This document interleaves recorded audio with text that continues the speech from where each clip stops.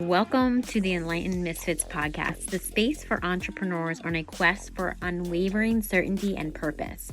I'm your host, Lauren, and each episode is a compass guiding you through authentic conversations, unraveling the mysteries of your human design chart, and offering tools from the remarkable guest. Join me as we embark on a journey to manifest greatness and create a life aligned with our deepest purpose. This is the space where misfits find their enlightenment. Welcome to the Enlightened Misfits podcast. Welcome back to the Enlightened Misfits podcast. I am your host, Lauren, and in today's episode, I have John. He is the founder of the Long White Cloud Qigong. Welcome, John. I'm so happy to have you here with us this morning. Thanks, Lauren. It's a pleasure to be here. Of course. So can you kind of tell us a little bit about who you are and kind of how you came across, being working with the Qigong. I'm hoping I'm saying that right. Kind of tell us about what that is for the listeners that know, and then a little bit about your story. Sure. Okay. Well, I'll talk very briefly about what Qigong is first and then how I got into it. So Qi, I think a lot of people have heard the word Qi in these days. So Qi means energy. The Qigong put together, not so many people are familiar with. So Gong means work or skill. So Qigong means any kind of practice that we use to work with our energy and develop skill with our energy. And it comes from China, in case you're wondering where it comes from. So my introduction to Qigong was actually through my mother. I had lots of health issues growing up. And my mother, realizing that Western medicine wasn't really getting on top of these health issues, and they were serious health issues. I spent a lot of time in and out of hospital. She actually went and trained to be a naturopath as part of helping me to overcome those health issues. And she went on to have a successful practice as a naturopath as well. So it wasn't all about me, but that was a big part of her motivation for studying to be a naturopath in the first place. And at naturopathic college, of course, they have their core subjects, but then they would also have quite a lot of guest lecturers come in to just teach them about, at least a little bit about a range of different health practices that might be useful for their clients. So they would know things that they could refer their clients to. And so one of those guest lecturers they had came in and taught them some Qigong. And it was just a little bit, it was just a little taster.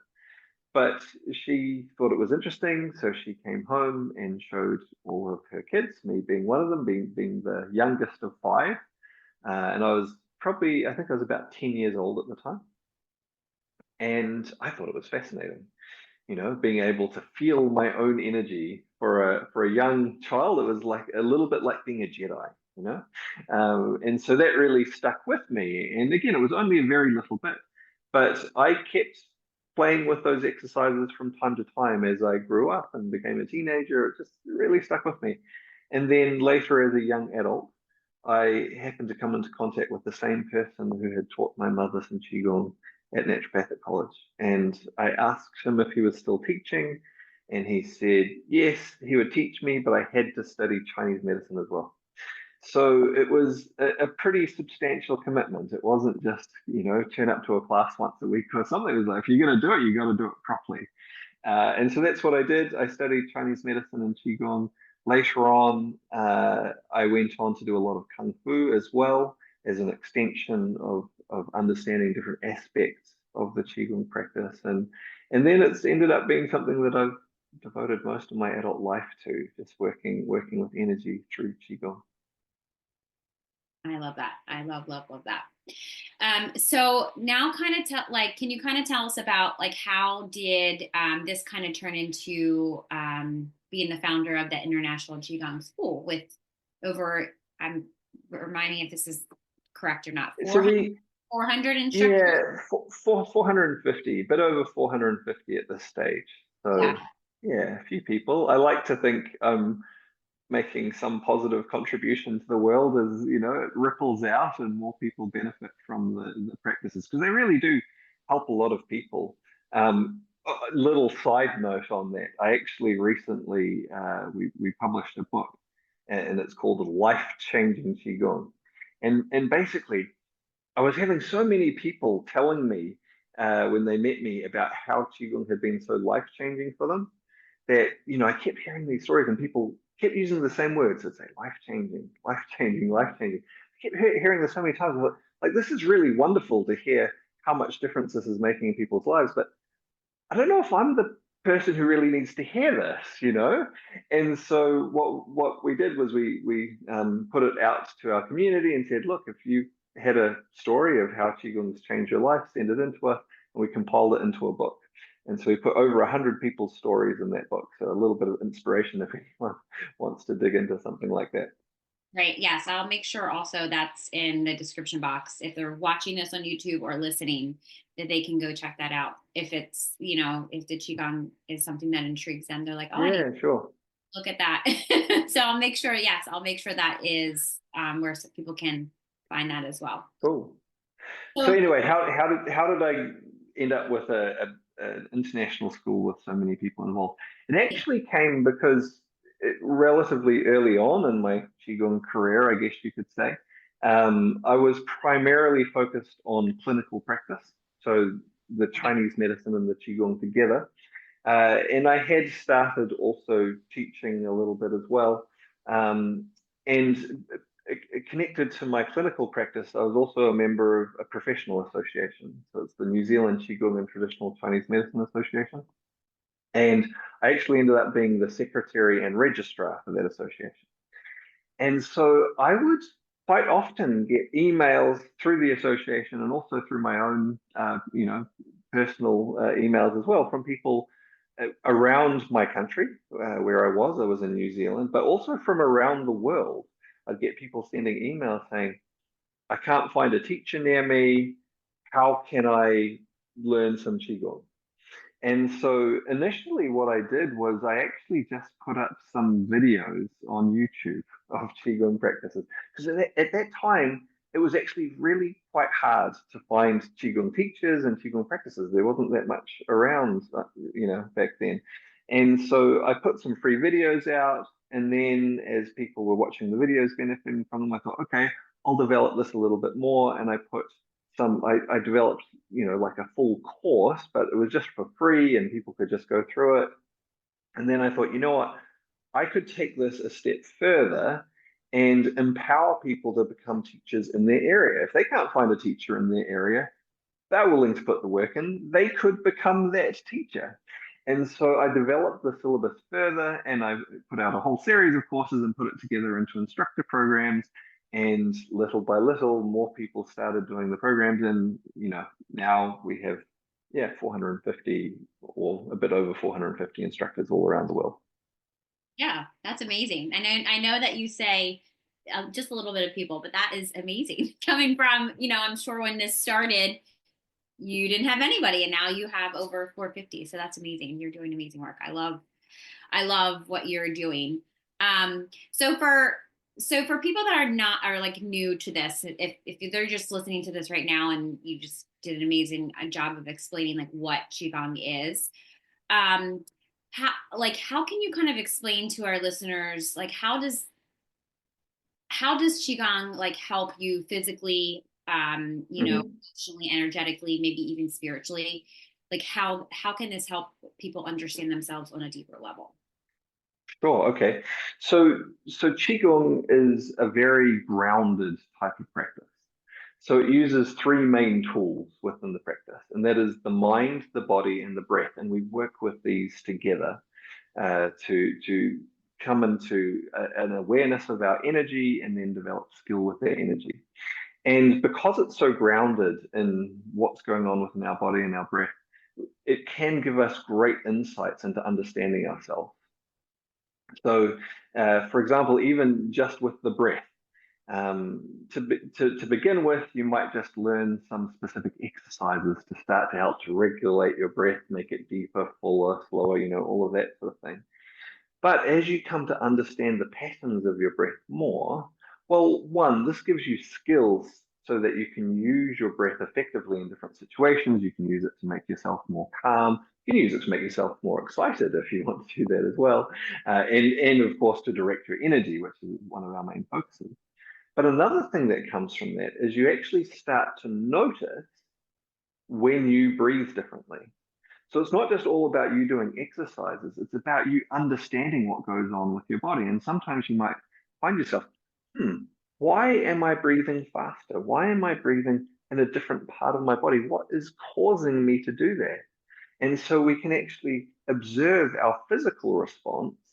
And then when we have an understanding of what that means, it gives us more insight to, oh, actually, I'm finding this more stressful than I realized, or I'm having a little issue with this. I didn't even realize it, but my body told me I was. And so then you're able to understand that and take appropriate action in order to, find your way harmoniously and gracefully through whatever situation it is. Now, that's one simple example, using the breath, but it goes on into things like our posture. A lot of the different Qigong exercises work to move and change our posture in ways that work with the meridians that our energy flows through. So that's the same meridians used in acupuncture. So we work to have those that they open up and the energy can flow freely, and that also affects the organs and so on. And what we find when we understand this is we actually have different postures that connect to different emotions. And so sometimes we might notice like, oh, why am I standing like that? Why am I sitting like that? Why do I feel that little tension there? And for without understanding, it's just a mystery. It's like, oh, I've got a sore this. Where did that sore thing come from? I don't know. And but with understanding, you can go like, oh, so that connects to this specific emotion. Why am I having that emotion right now? And you can start to understand more how you're responding. And again, that then puts you in a powerful position to make changes in your life to allow your energy to flow more freely. So partly it's doing practices. That's a beautiful thing, of course, and that's a great way to help us through challenging things and make sure our energy flows. But there's also this layer of understanding that of our body and of our energy that comes from that can help us to find our way through more broadly through the situations we experience in life. Yeah, I love that. Actually, when you were talking about that, I felt myself slouching, and I literally just right before you even said that, I was what's that about? Yeah, and I mean it's true. Now that you say that, I sometimes will be sitting like just like at my desk, or I'll just be sitting with somebody, or like doing a session or something that like with a client that I feel like it's just something like a natural thing that I do. And now that you say that, I can be more self-aware of like body awareness, where I feel different stuff, or if it's ancestral, a lot of my ancestral stuff, it's on my left shoulder. So I've been moving a lot of ancestral stuff. So it's been my left shoulder that's been killing me. And I'm like, this isn't it doesn't feel like mine, So right. I love that this is like another way that you can be aware, not just, energetically, but emotionally and even like spiritually. So I love that. Or I should say physically. And in Qigong, because it's based on the framework of Chinese philosophy and Chinese medicine, it can range from quite broad and general to getting quite specific. The philosophy behind it is quite intricate and quite sophisticated. And so one not too sophisticated aspect of this, but within Chinese philosophy and Chinese medicine, they recognize a connection between our emotions in each of our organs. So each organ has a connection to different emotions. And again, that then ties into different postures and so on. And so we can be quite specific. It's like, oh, why am I feeling this under my right rib? Specifically. And that's where my liver is. Oh, maybe there's some anger, maybe there's some frustration, why am I feeling this in my lower back? Okay, that's where my kidneys are. What's going on in relation to my kidneys? Kidneys relate to the emotion of fear.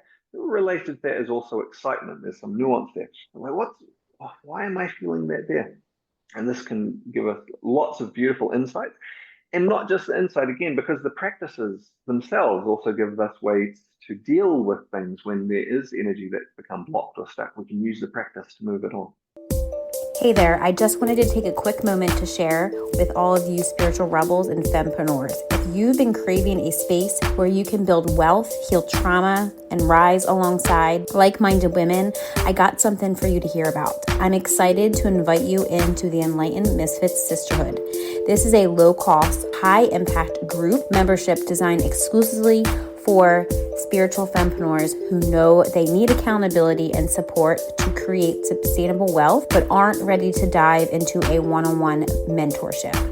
In this membership, you'll get monthly calls, rituals, healing sessions, and workshops to break through your self-doubt and build confidence so that you can consistently sell your offers and make money. This is also a collaborative private Facebook community where you make lifelong connections with other women who are just as serious as hitting their goals. And my personal guidance as your intuitive human design business guide and trauma healer, ensuring you stay aligned and on track with your business goals. Plus, you'll get free access to all my paid workshops and masterclasses, along with exclusive VIP pricing for my one-on-one Voxer membership. This membership is all about helping you heal the sabotaging behaviors blocking your abundance and using your human design to create a business that feels amazing to run. Imagine waking up excited to serve your clients and knowing that you have the exact support you need to hit every single one of your business goals every single month. So if you're ready to rise and build wealth with a sisterhood of spiritual misfits, make sure you click the registration link in the description box.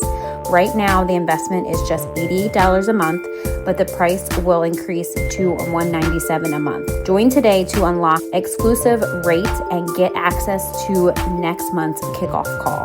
Let's get back to today's episode, but remember, your next level is just one decision away. Join the sisterhood and let's rise together. Let's move it on. I love that. So, like many people, like experience like that emotional overwhelm, but like maybe like might not have tools to process it. Can you kind of like walk us through maybe like a Qigong like way to like maybe like a simple exercise or support that emotional Sure. reaction? Do you want me to stand up and show you? I don't know. Do we have a video of this or we just Yeah, audio? no, no, that's video too. So audio and video. Okay. So if you, All right. Let me. if you want to Yeah. I stand mean, up into it, I yeah. just think it would Standing help up would be good. people, Let especially if me. they're listening to this, they'll go over to YouTube and watch it. Just to start Yeah. Here we go. I'll breathing just move my camera around. So like that. there we go. I might move this little table out the way. All right. So we'll do a couple of very, very simple things. Again, Qigong, we can do it in a, broad, general, sort of simple way, or we can get, really quite nuanced. We'll keep it nice and simple for the sake of this. So we'll do a few little things, but simple. So the first thing we're going to do is some heel drops. So heel drops are really good for a couple of things. It's good for releasing energy. If we've lifted energy up in our body, it's good to be able to release it down.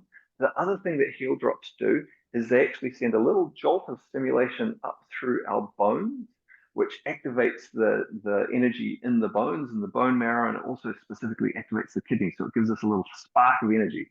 So we're releasing energy that's stuck and stagnant and giving us a little spark to start things up. So for this, what we'll do is we'll breathe in coming up onto the balls of our feet and then breathe out, drop down. So we breathe in up onto the balls of your feet, breathe out, drop down. If you want to make this a bit stronger, as you breathe in coming up onto the balls of your feet, you can also lift your shoulders up and then breathe out, drop your shoulders down as you drop onto your heels.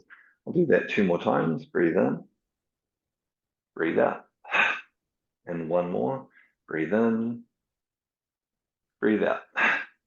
So another exercise we can do straight after this one that's really good for, that those heel drops can start to loosen whatever's stuck is to simply shake to help release fully whatever's there. So for this one, we'll breathe in, raising our arms to the side, and then we breathe out and we shake as we lower the arms. So we breathe in, breathe out, shake. We'll do that one more time. Breathe in, breathe out, shake. So we're quite literally loosening all of our body, which means we're loosening all the energy stuck within it. And then we can do one last thing, which is to, now that we've loosened whatever was stuck, to get it flowing harmoniously within us. So we'll do a very simple movement for this. We breathe in, raising our arms out to the sides wide, lifting them all the way up. And then breathe out, lowering our hands down in front of our body. So we breathe in, raising them up to the sides, over our head. Breathe out, palms facing down in front of our body. And we'll just do one more of these. Breathe in. And breathe out. And we often, when we finish doing some Qigong practice, we often bring our hands onto our lower abdomen, the center of our body, the center of our energy, just to bring our awareness back to our center as we let the energy settle. So something hopefully reasonably simple, reasonably quick that people can try if they'd like to have a little taste of some Qigong. Thank you so much for that. So if you're listening to this just audio, make sure you go check out the YouTube link too, because he did an actual practice for us that you can, you don't have to know anything about it. You can just do it, follow what he's saying. Yeah. And look, very simple. There are actually, if we want to dig into the nitty gritty, there are some somewhat sophisticated things going on there. For example, that last movement, we actually used to balance the activity between the sympathetic and the parasympathetic nervous system. And so that creates a harmony in the activity of our nervous system. And there's a few details to understand exactly how that works, but very simple to just follow along and give it a try. Yeah, I was gonna say, I always like the science behind it. So that was literally what I was gonna ask. If it, like, what's the science behind, like, what these movements are, helping Sure. regulation?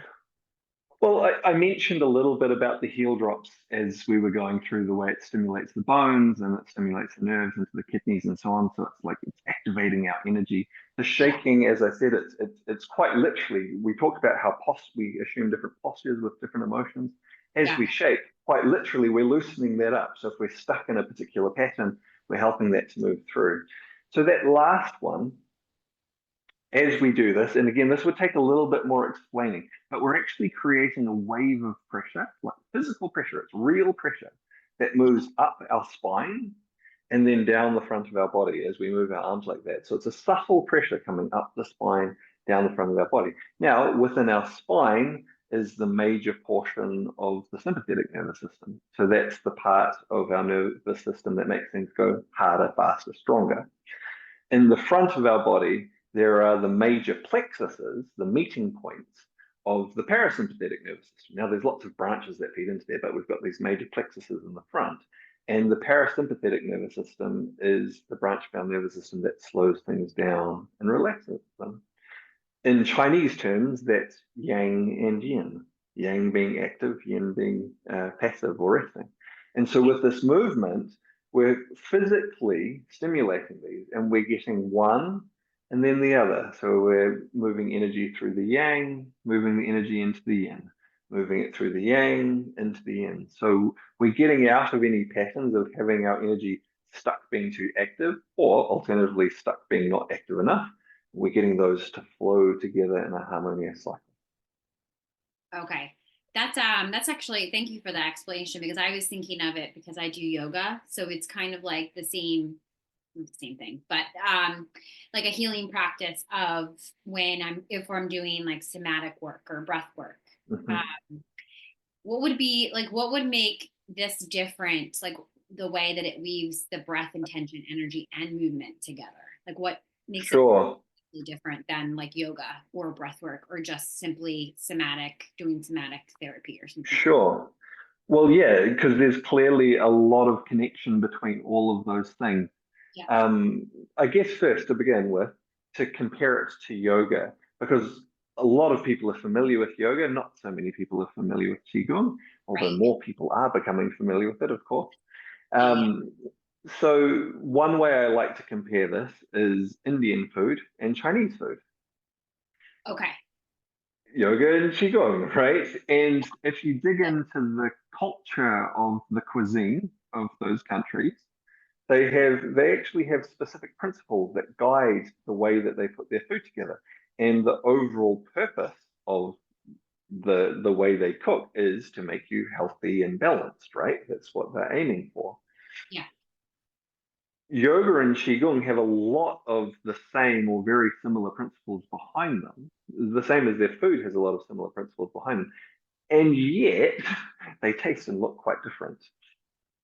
And so that's where a lot of the differences are, is that, yeah, there's similar principles. We're using our mind, we're using our body, we're using our breath. Great. But they come out as a different flavor, a different way of doing things. And some people like Indian food, and some people like Chinese food, and some people like both. And and that's all great. It gives you options of finding the type of practice that really suits you, that you can work with effectively to bring you health and well-being. Okay. Yeah. Thank you for that. I know that a lot of, because like, you said, I think I've heard about Qigong probably like a year ago. So then Mm, when I was like, oh, I get to interview him and ask him all these questions. yeah, And I feel like people listening to this, some I'm sure have heard about it, but there's yeah. I, yoga. I guess I guess another few things. So I've talked a little bit about, okay, we can compare them in this way. Some of the ways that that comes out in practical terms, in terms of, okay, so how are those flavors different? Um, so one is that, so while energy is part of the focus within Qigong, within yoga, you talk about prana in yoga, right? You're talking about your life energy. It tends to be more of a background focus rather than the thing that's right front of mind. Of course, depending on how you do your yoga, but for a lot of people, it's more this background sort of thing. Whereas within Qigong, the focus on the energy is very much at the front. And so it's sort of a more direct focus on the energy within Qigong often. Another difference in those flavors is that a lot of Qigong, and again, there's many different Qigong practices, so it's not they're all going to be this way, but a lot of Qigong is done standing, and it's done with very gentle movement.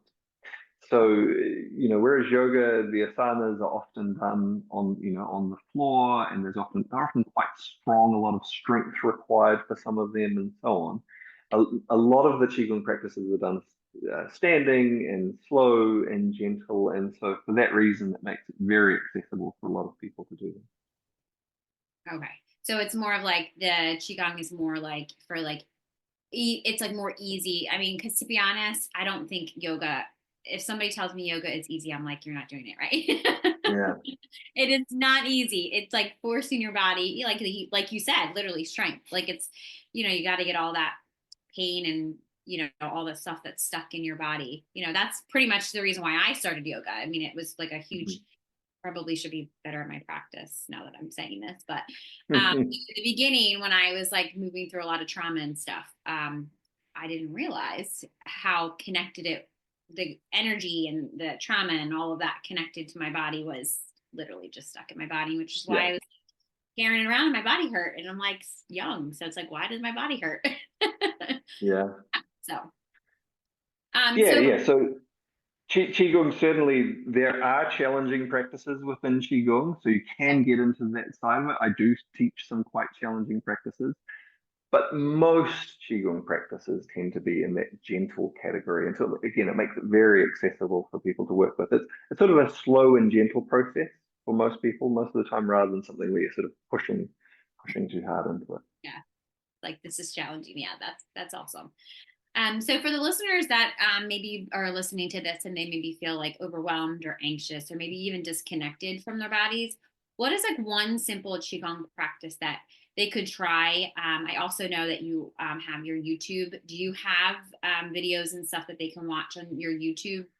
To Yeah, absolutely. So one practice that we have on the YouTube channel that's super, super simple, because we do have some that are quite sophisticated, and certainly you can follow along with them and get the idea of them.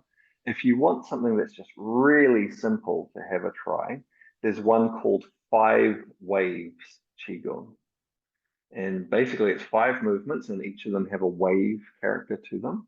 and it works with the 5 elements of Chinese philosophy to bring those qualities into balance within us. And it's super gentle, great way to just calm, relax, de-stress. Yeah, very simple practice. Yeah, I'm actually going to do this. I'm excited. I'm excited to try this. So this would be the one simple practice that they could do. Like if they're listening to this, they can go over to YouTube and look and restore their and balance their Absolutely. Right gentle way to start to balance things, relax the body, calm the mind, and start to bring the energy into balance. And it's quite a short practice as well. You can do it in 5 or 10 minutes. So it's a nice, easy one to get started with. That's really good. Especially when, us humans are always so busy. Yeah, well, and that's the thing, if you're really stressed, often it's because you've got a lot that you need to do. And so it can be quite hard to go like, okay, I'm going to take an hour to go and do something. But if you're like, you know what, if I can take 10 minutes, because if you think, oh, I have to do an hour, that adds another stress. You're like, how do I fit this in? But if you can go, okay, 10 minutes, I can fit 10 minutes in. And then when that helps you to feel more relaxed, you might find that you actually have more time than you thought. Maybe you want to do a little bit more, but starting with something that's really achievable, I think is a good idea. Yes. Yep. So before we wrap up, is there just one last nugget of wisdom that you wanted to share with the listeners today? One last nugget of wisdom. Your body doesn't lie. And so we can learn a lot by paying attention to our body. We might try to hide things in our body, we hide, but underneath it, the body will be telling the real story of what's going on. And so I think there's a lot we can gain by just paying attention. Love that. Love that. Well, thank you so much for joining us on today's episode on the Enlightened Misfits podcast. If you enjoyed today's episode, don't forget to subscribe, leave a review, and share this with somebody that you feel that would gain knowledge from listening. Make sure you check out the YouTube. And if you're listening to this on audio, make sure you go over to the YouTube channel and check out his demonstration that he showed us live on our podcast today. So stay tuned for more captivating conversations in the future. I hope you have an amazing rest of your week, and I will see you next time.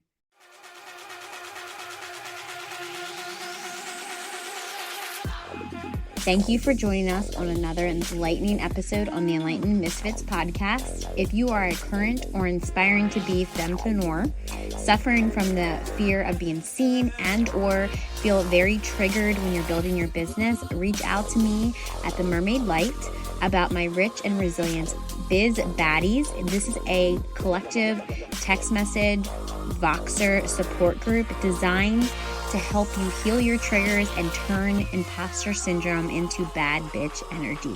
If you resonate with our conversations and insight, don't forget to subscribe, rate the show, and leave a review. Your feedback fuels our mission. Remember, your journey to unwavering certainty and purpose is ongoing.